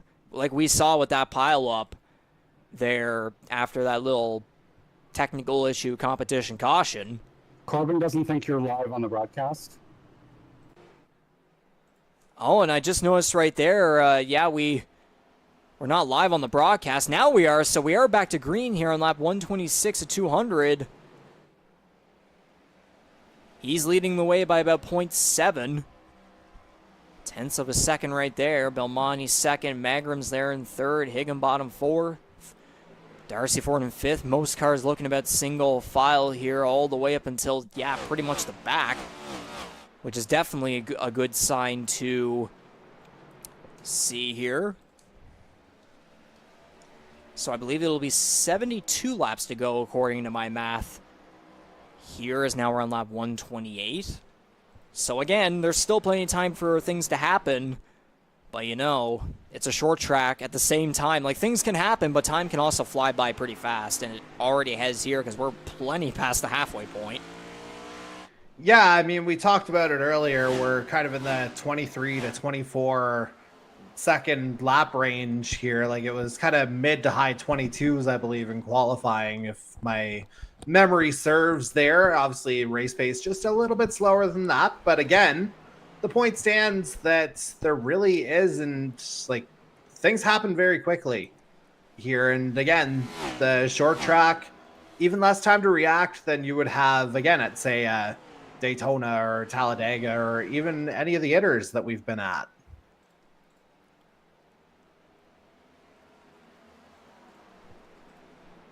So now it's about a second lead here for McCauley. Again, everyone remaining single file. So I guess maybe This is the perfect time to do this. Hopefully the broadcaster jinx doesn't happen. TrackCams22.com, we thank them for being a sponsor and also providing these custom cameras that we use for every single race here in Season 4. And now that we get to continue them into the Earl Ross Cup playoffs for the first time in series history, it really does help to enhance and emphasize our broadcasts to make them look professional here on the iRacing service. So we will step back and do the TrackCams22.com, crank it up for the first time here in the Season 4 Earl Ross Cup playoffs.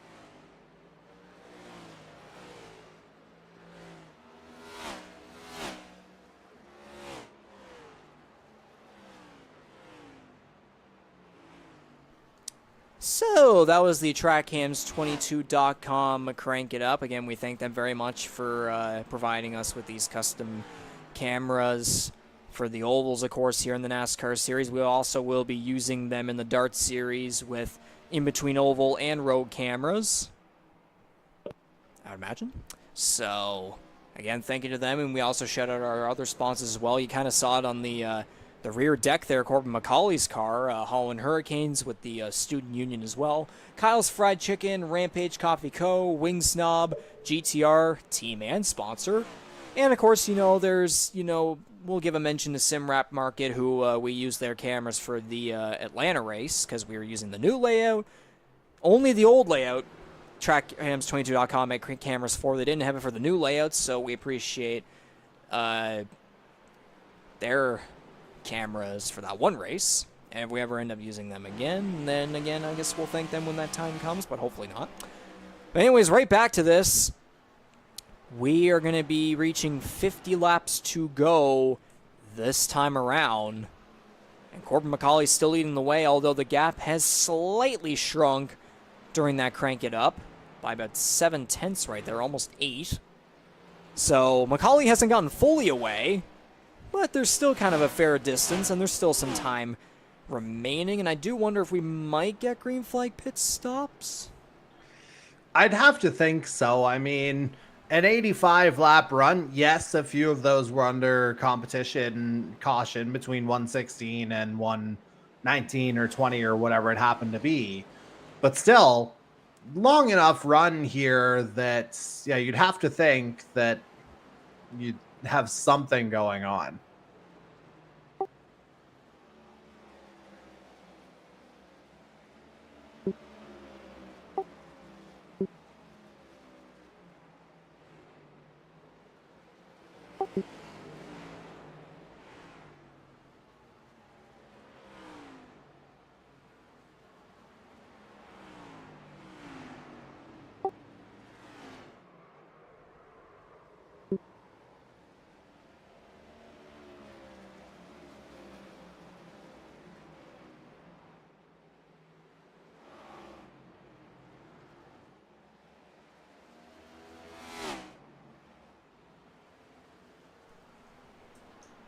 I was just trying to get some communications going there, but it sounds like they're not going very well right there, so we'll keep going with what we are going there. I thought I heard a car skidding there, but it seems as though everyone is still going as per usual.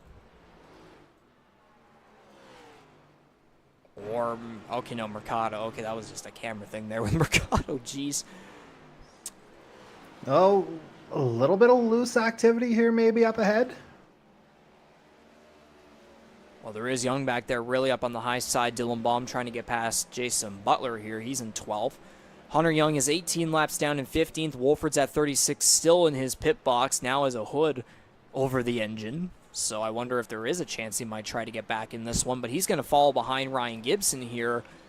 So that is going to be, I was saying earlier, if Gibson stays patient, he could come right back into this race and gain that one position, gains a little bit more points to at least help him out. And he just there's right the there. move. There's the move. He now moves up to 16, so that one spot may have very well saved him in the long run whenever we get to Kansas next Tuesday night. So the 2020 champion still has a sliver of hope that he can still keep going and try and chase after his second Earl Ross Cup. Yeah, again, still, 2 stages at Kansas to navigate before ultimately that finishing order comes into play as well. But again, Gibby, you mentioned it earlier. It's just a matter of staying in it. You do have to be in it to win it. How many times have we said that? And yeah, by opting to be patient and take the time needed to repair and get back on track, he's got himself another place.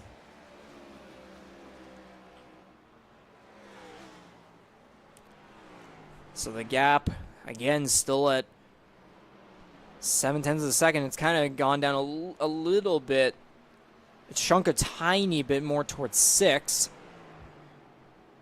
But it's still staying relatively the same here as this time around. We'll be at 41 laps to go in the Richmond 150.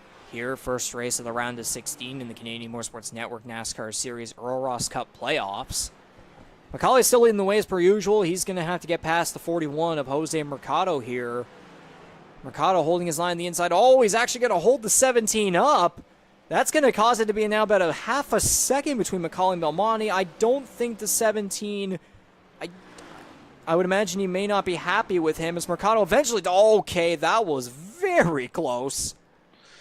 And, I mean, there is, again, if you go back to Auto Club, like, there is a connection between Mercado and Belmonte as well, but we don't want to dredge all that up, shall we say, although it should be noted that in the process of that sort of lapping, Belmonte did get a little bit loose out of one of the turns, and briefly there was a bit of an effect, but it looks like that gap has just kind of come down even further here.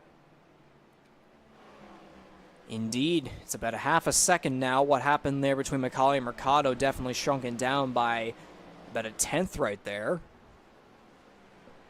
And McCauley is currently 6 seconds, or I guess you could say Belmonte as well, just under, well, pretty much is 6 seconds ahead of third place here, and that would be the number 13 of Jared Island, who, again, we've seen how all over the place his number 13 has been through, getting in the grass, surging back up, and then getting involved in one or two incidents, particularly that pileup that we had. And then winning stage 2. And that as well. So he's up in third place, so it's like it's no biggie whatsoever. He qualified third, now he's still up here in third somehow. Darcy Ford here in fourth place, looking for another top 5 finish here. His last one, again, coming back at North Wilkesboro. Finished on the podium there in third. Ty Higginbotham's fifth, C.D. Mangrum not too far behind here in sixth. So those are two guys that were caught up in that little pile. They're going to go side by side into turns 1 and 2 as Mangrum tries to get into the top 5. He will clear the 97 off of turn 2. So again, those two guys are caught up in that pile up and took some pretty decent hits. Oh, Darcy Ford trying to get on nearly pit road. Another one. Almost ran in the, almost was running the back of. A very close call right there. There's been a lot of moments in this race where Ford's been on that inside line. Contact has been either a thing or a near thing. Like in the corners on the inside. Maybe that was a late call for a pit stop there on the behalf of the 64, because again, you saw the lockup and he had to cut hard to get back in. Is that Ireland in? We're getting green flag pit stops here in this third stage as Justin Belmonte is now on pit road. Mercado, Wolfer, now McCauley's going to come down pit road. So at this point, it's going to be a matter of don't speed. Do not speed, because we know McCauley has dealt with that before. So McCauley will hopefully try not to lose what has been a dominating race for him. And there's jeez. Yeah, because I mean, if something happens and there is a penalty incurred at Richmond, you're losing at least a lap if that happens, maybe 2. So Jared Ireland currently leading the way on lap 1. Nice. Well played. So, yeah, I had to steal your humor there. Oh, look at that! Wolford's trying to set another pit record, tragically. Yeah, unfortunate circumstances there for the 36. Again, having, that hard hit earlier, and then, the subsequent engine issues that's got him stuck in pit lane ever since. Certainly not the way he envisioned the night going. Again, not having picked up stage 1 points. Again, we didn't quite confirm stage 2. I think he might have grabbed a couple of there. But yeah, ultimately not the way that he would have foreseen this night going. And he may need to do some work at Kansas next week to move on to the round of 12. So Magrum's going to go for 4 tires right there. Jared Ireland's still leading the way here with 30 laps to go in the Richmond 150. Ireland's now going to dip down to pit road. And so a bunch of cars will get back here on the lead lap. Daniel Cudmore still has not pit yet in his number 2 Cudmore Design Ford, the brand that is owned and operated by brother Cody Cudmore. And now because he's on, of course, the way more used tires, way fresher for guys like Higginbotham and Magrum who are going to get right by him and get back on the lead lap.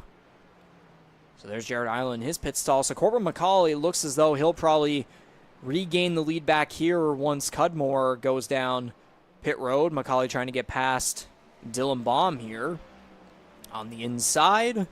He will. Oh, and Baum, I think, hit the outside wall there again. He's going to fall back in behind, eventually in behind Justin Belmonte here as well, who I would imagine when Cudmore comes down pit road that Belmonte is going to get second place there. And yeah, that's kind of academic. Some close action there between Cudmore and Paytack. I mentioned Paytack on fresher tires as well. But considering Cudmore still hasn't pit yet, McCauley and Belmonte are catching really fast on those fresher tires. And I believe the gap, by the looks of it, is just over a second between these two guys, as Cudmore's still not coming down pit road yet. And McCauley now a second, it'll be about a second behind here heading into these first two corners. Well, lap 175 at 200, so 26 laps to go.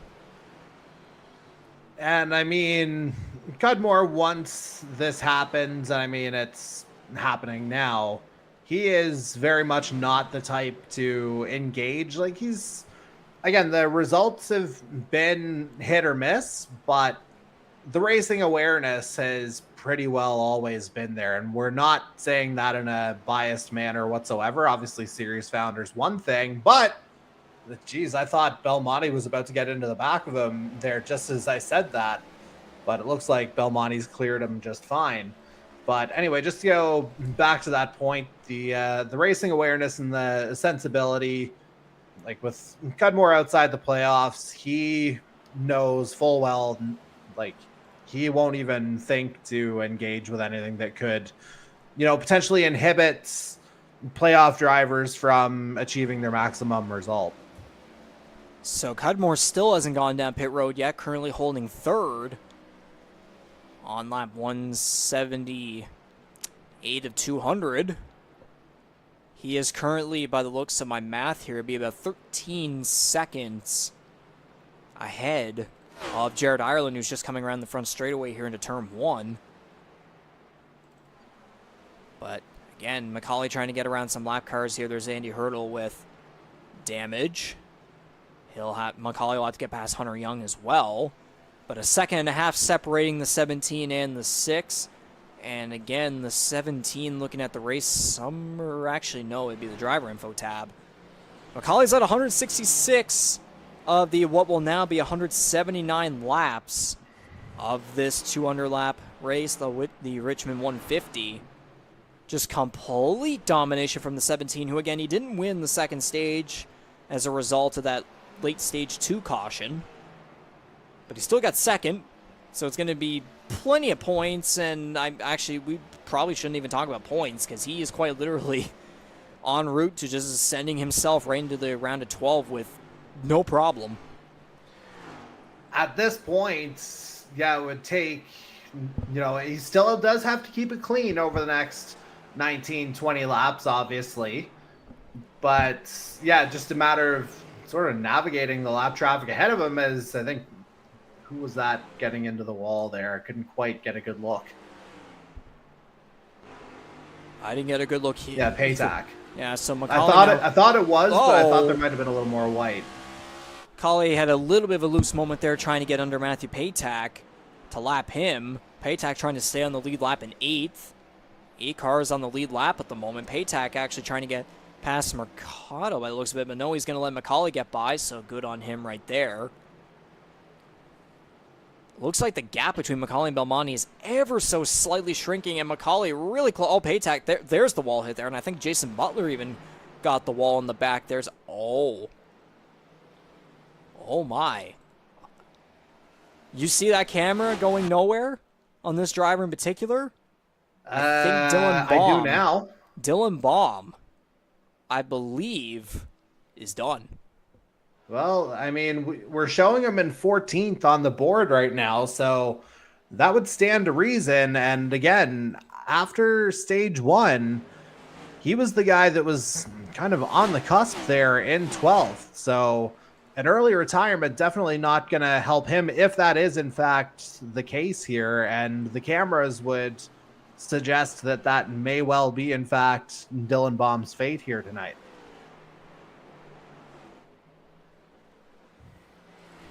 We were talking about Daniel Cudmore earlier being way ahead of everyone behind him, but now it's 14 and a half seconds behind, and Jared Ireland now catching up by a second. There goes Cudmore. He will now go down pit road with 15 laps to go in this race. So that'll drop him back, I would imagine, maybe just around the bottom of the top 10. So he'll try to maintain maybe a top 10 finish. Don't know for sure, but we'll have to see whenever he comes off of pit road eventually. You can see Wolford's still in his box. I would imagine at this point he's probably done unless he wants to remain patient, maybe run a couple final laps there. But again, Dylan Baum disappears when we go to his name. So I guess technically speaking, he would be the first quote-unquote DNF because, again, Wolford is still in here. So Yeah,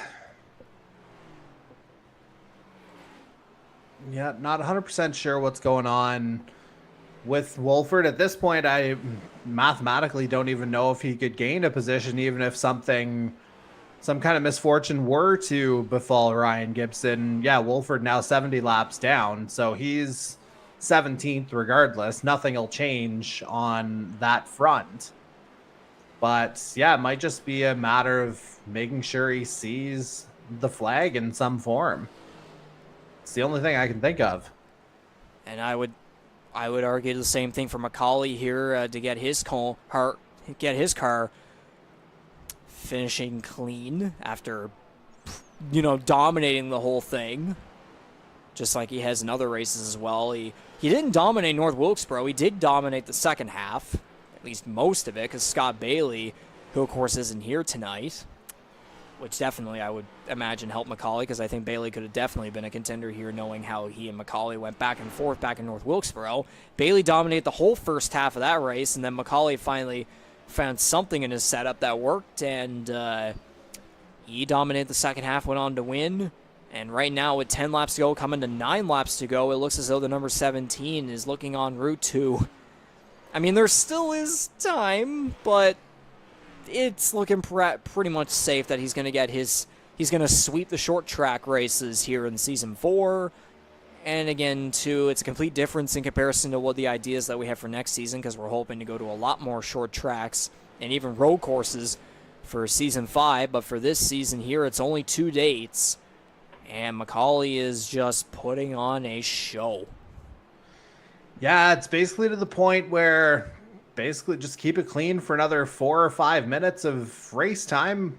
8 laps, I suppose, now. But yeah, just ultimately there's a reason why he's won 6 times and is looking very much on course for number 7. And yeah, it's just a matter of sort of keeping the head, because when you have, that level of comfort per se, that's when that false sense of security sort of tends to have things happen.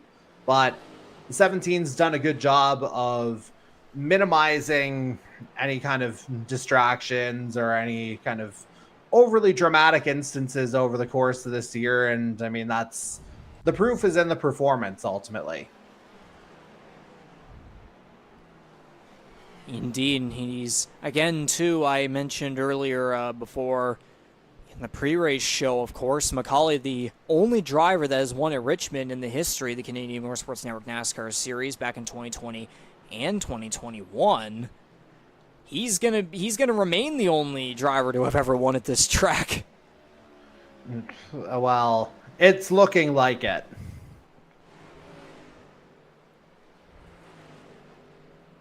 And we were talking about, I just noticed here that, again, we were talking about Daniel Cudmore earlier, being in the lead there and then dropping back to third and then eventually going down pit road as Jared Ireland was closing in on him, and I was saying that maybe he'll try to come out with a top 10 finish, and it looks as though he will do that as he currently sits 10th, 2 laps down. The next driver in 11th there, Andy Hurdle, is 4 laps down, so Cudmore will certainly come home with a solid top 10. Not too bad to see from a guy who unfortunately did miss the play when he had a bit of a loose moment there off turn 4, but like I was saying there, he unfortunately did miss the playoffs, but the series founder, the network founder, he's still trying to have some fun, get some good finishes out here, get some experience and momentum heading towards the Dart Series whenever we get there through September and October, of course. And I think I was just seeing here, we're getting some battling here for the 4th position within these final couple laps as Ty Higginbotham, Darcy Ford, and C.D. Magrum are all very close together here for that 4th position. And McCauley's literally right behind them. They're very lucky that they won't be lapped by him here as the white flag is out.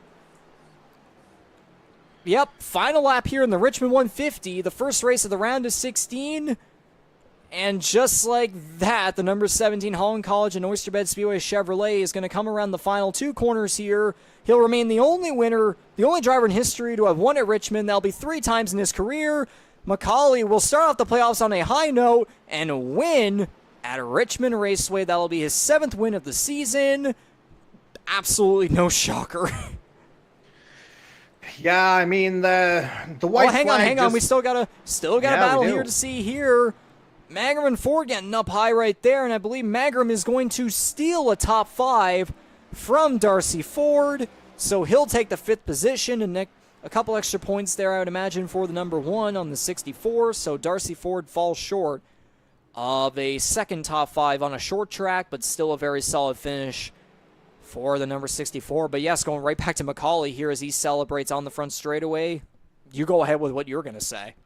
Well, I was going to say that we saw when the actual white flag went out, I feel like the majority of the field probably put out the white flag a lot earlier. Yeah. Because it was pretty clear cut how this was going to go. It was just kind of a matter of, keeping it clean, keeping everything, focused and on the rails, so to speak, for Corbin McCauley. And again, he's done it again. The guy that I'm now unofficially going to call the Richmond Raider, now that he's done the hat trick, and obviously a little nod to the alma mater Charlottetown Rural as well. But ultimately, again, the results speak for themselves here. And the 17, mathematically he was going to get there anyway, let's be honest. But the W officially gets him into the round of 12. So it's just a matter of taking care of business, as he's done for the lion's share of the season. Now Belmonte's going to catch up here to the start-finish line as there is your podium for the Richmond 150 to begin the round of 16. That is the 17 of Corbin McCauley getting the victory there. 2nd place, the number 6 of Justin Belmonte, the top rookie in the standings, beginning the playoffs on a high note. Then, of course, there was Jared Ireland as well. So not too shabby right there for the top 2 rookies in the field. And so, well, notably, that's 1, 2, 3 on the starting grid, I believe, finishing 1, 2, 3 here tonight. That is 1, 2, 3 qualifying and 1, 2, 3 race. So, with that being said, we talked about the podium right there. Here in our unofficial results for the 2023 Richmond 150. McCauley winning, Belmonte and Ireland rounding at the podium there. The 97 of Ty Higginbotham takes home 4th. Some nice momentum after capturing the win through a bunch of carnage back at Daytona last Tuesday night. C.D. Magrum rounding at the top 5, stealing it away from Darcy Ford. The top 6 are the only cars to finish on the lead lap as Matthew Paytek and Kyle Knoll finished 1 lap down in 7th and 8th, but very good finishes for them, especially after being caught up in that pileup earlier.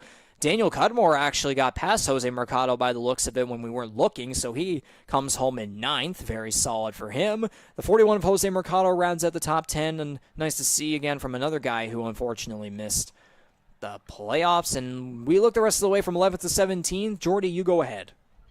Yeah, so again, Andy Hurdle caught up in a few incidents tonight. Ultimately finishes 4 laps down in 11th. Ditto with Jason Butler in the number 10. He comes home in 12th. Then you get Mike Marini finishing another few laps down in 13th. Again, first time he's missed the NASCAR Series playoffs as well. So a little bit of a different outlook there for the number 12. Then you get into guys who had kind of extended problems over the course of the evening. Hunter Young finishing 19 laps down in 14th. Then we have Dylan Baum, again, a presumed late DNF based on the camera work, ultimately classified in 15th.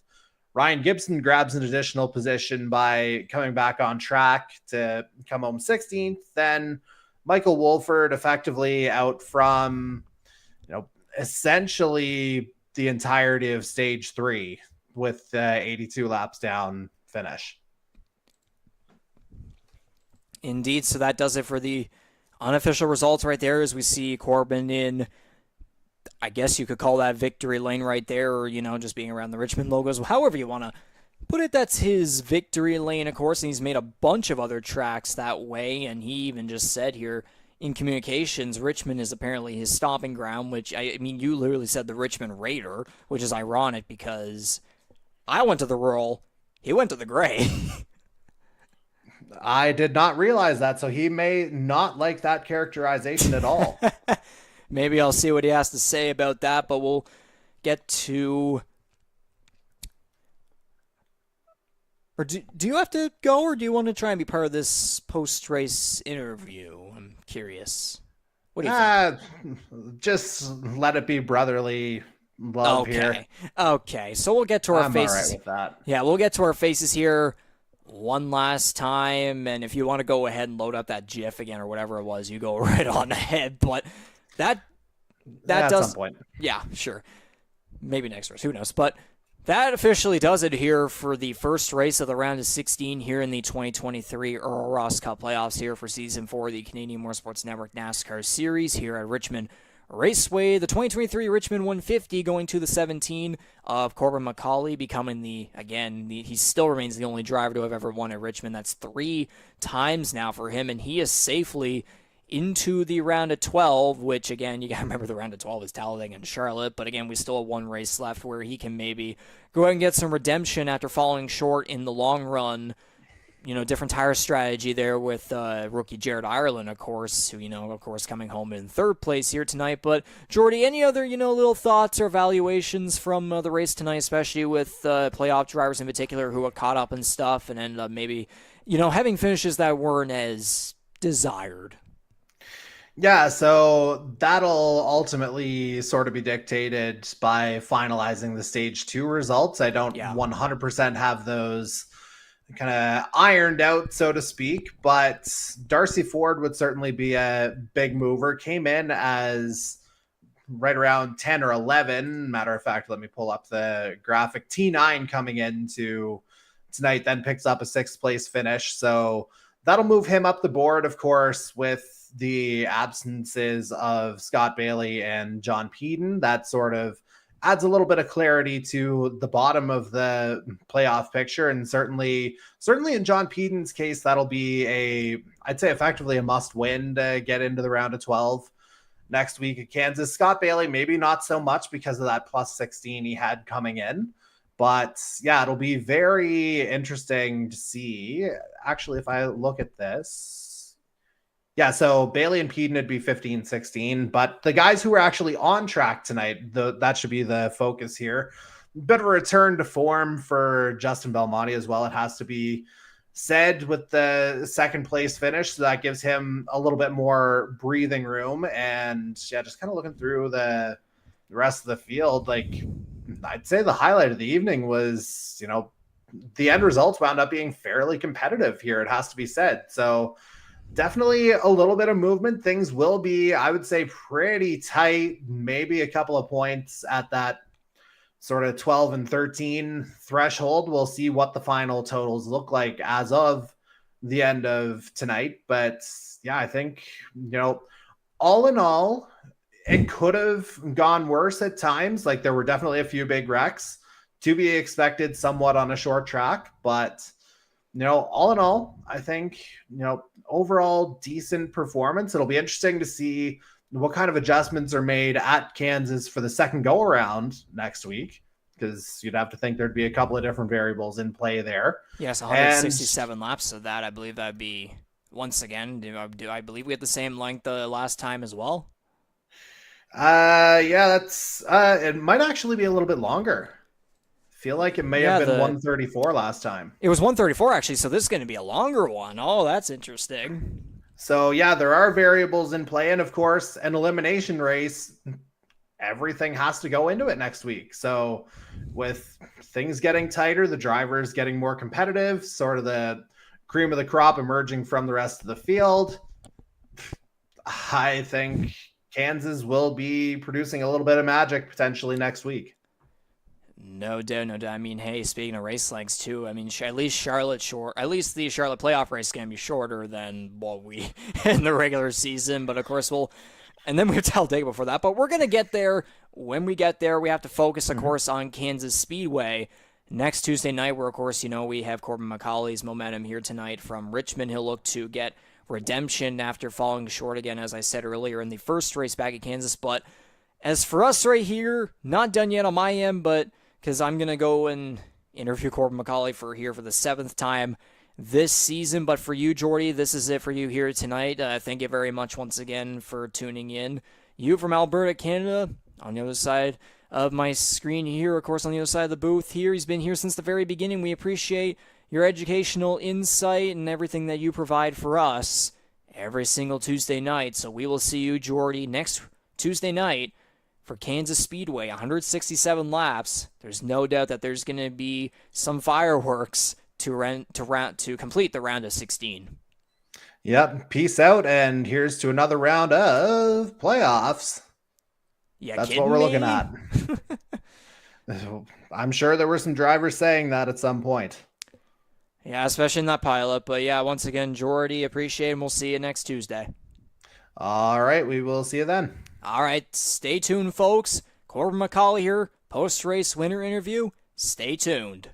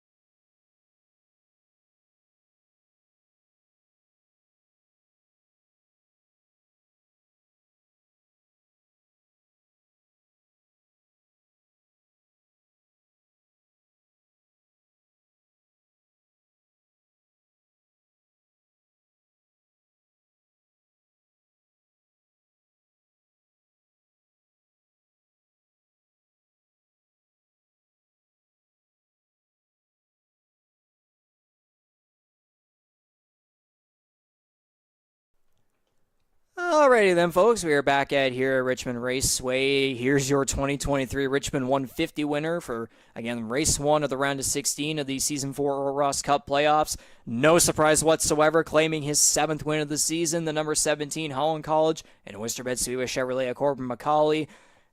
I don't think I really need to ask you or really say anything. It's just pretty much self-explanatory from here. Well, yeah, I mean, I won the race. This is the 7th time I've done it. So that means I've been interviewed by you 7 times. It's we're getting a little acclimated to each other, even though we live in the exact same house. Yeah, please stop. Okay. No. But anyways, tell us how that race went from your perspective. There were some moments that happened, but nothing really affected you per se. I know there were some instances with lap traffic, but just tell us, about the overall race. I don't think you really ran into any issues, unless you have something to tell us.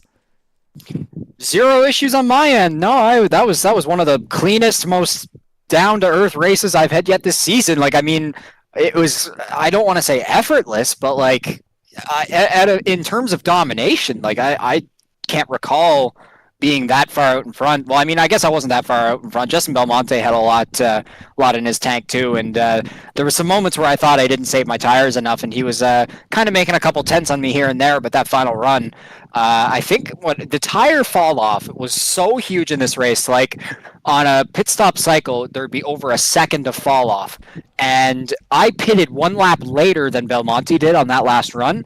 And I honestly think that pitting that 1 lap later and having 1 lap fresher tires than him, that 1 lap fresher tires, it actually made a difference. And I was able to pull away to, looks like it was a 2.4 second lead. But other than that, that race was smooth. It was clean. I love it. That's how I want to do this stuff. And other than what happened behind me, but from my perspective, that was an awesome race. It was a clean race, and that was really, really fun. Richmond may not be enjoyable to watch, but Richmond is enjoyable to drive. I can tell you that much. It's got that old school vibe. Yeah, it does, exactly. And like I love driving Richmond. Richmond's one of my favorite tracks to drive, and the tire fall off. Trying to gain grip off the corners, not spinning the tires. It was so fun. Not to mention, too, Richmond's one of those racetracks where if you hit your line perfectly, it is so satisfying, just the way the car rolls through the corner. Obviously, at Richmond, the fastest line is right on the yellow line. And if you can manage to get your tires close enough to the yellow line, but like that you won't hit the apron, I swear, it turns the car by itself. Especially in turns 1 and 2, like it's such a cool feeling, and Richmond's one of my favorite racetracks, and I guess I'm currently at a 100% winning rate at Richmond now. Yep, you remain the only driver to have won at Richmond ever in history. Again, 2020, 2021, didn't run it last year, and then this year, yep, come on out with it again. And I know Jordy called you the Richmond Raider, even though I had to tell him that you never went to the Rural. Nobody watching this video is going to know what that is, but between us. Yeah, I mean, Richmond, or like Richmond is my stomping ground. I could keep going with that stuff, but I mean, Richmond is one of my favorite tracks, and I absolutely love racing this place. So the lap traffic was it was fun. I can tell you that much. Especially if you catch the lap traffic coming off of turn 2, it is terrifying. I can tell you that much, because coming off turn 2, you basically need to exit right on the wall in order to keep the straight line speed and to keep the tires from to keep yourself from not spinning out. And if you have to exit on the inside when there's a lap car above you, oh my God, the rear end wants to just turn around. There were a couple lap cars that I was inside of that my car started heading towards the inside wall, and I'm like, oh no, don't do that. But no, all in all, that was an awesome race, and hey, I'm on to the next round, too. I can kind of chill out at Kansas. I still want to win it, though, because, that's what race car drivers want to do. I mean, yeah, you want to get some redemption, too, because on the long run, back at the first Kansas race, we saw it was different than what happened with Jared Ireland. Yeah, well, I mean, the big thing about Kansas next week as well is that it's a longer race. So the runs are going to be longer, which means tire management is going to be even bigger factor. But and longer race, too.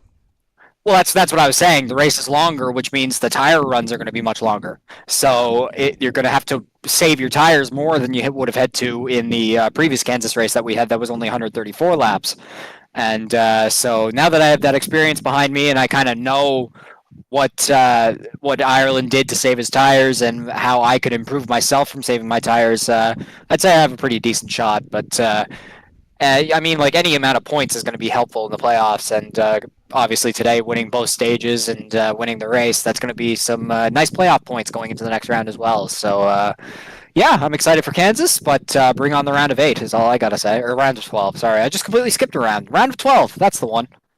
Well, I mean, the way you're running this season, yeah, it could very well still happen, but of course, the next race you do have to worry about.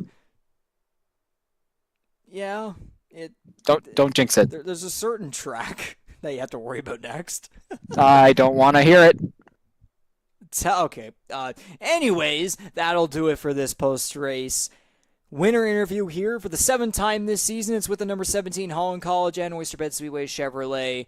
Corbin McCauley, I could quite literally asked you to go out and thank people, but I think you've already done that enough once or multiple times anyways. You only had to do it once anyways, but yeah, you're the 2023 Richmond 150 winner here. You remain the only driver to have won at Richmond in the series' history, and you're on to the round of 12, so congratulations, Corbin. Go out and get some extra points and some redemption at Kansas, and I guess celebrate while continue to build that little NASCAR model that you got. Oh yeah, that's going to be fun. All right. Well, thank you, Regan. I appreciate you as always. And you know what? One of these times you got to bring Jordy into this. I want to be questioned by Jordy. It's been a long time since that happened. He wanted to keep this a brotherly thing. Well, I mean, after 7 times, it's getting kind of boring. Not gonna lie. Well, we'll see at a later point, but I'm sure we'll be able to get him in at some point. I think I tried last time, but it didn't work out. But anyways, yeah, we'll see about that down the line. Just get into victory lane. That's what matters most. Whenever you get into victory lane next, then you'll be able to maybe get that. So, obviously, congratulations, and we'll see you at Kansas. Yes, sir. Appreciate it.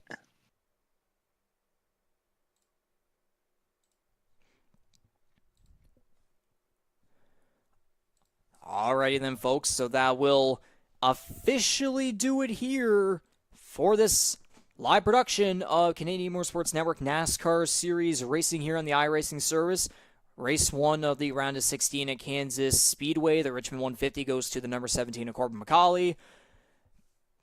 We will be at Kansas Speedway next Tuesday night on August 8th for the, I'm sorry, what's it called? The Kansas 200, 167 laps. Way longer than the first Kansas race, which is 134 laps, so there's going to be definitely some longer runs.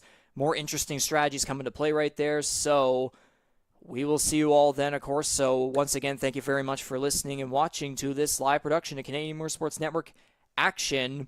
We will see you all at Kansas Speedway next Tuesday night.